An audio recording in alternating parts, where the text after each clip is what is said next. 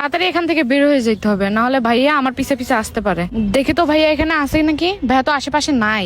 ভাইয়া মনে করছে ভাইয়া একাই চালাক। উনি ভাবছে উনি আমার শরীরে জিপিএস ট্র্যাকার লাগাইলে আমাকে ধরতে পারবে, কিন্তু আমি তো এটা খুলে ফেলাই দিছি নয়নের কথা শুনে। ভাইয়া তো আমাদেরকে ধরতেই পারবে না।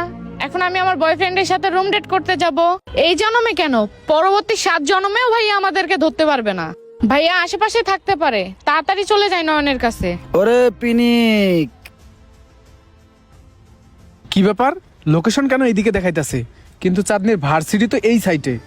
তার মানে চাঁদনি ভার্সিটি ফাঁকি দিয়ে কোনো এক ছেলের সাথে ডেট করতেছে।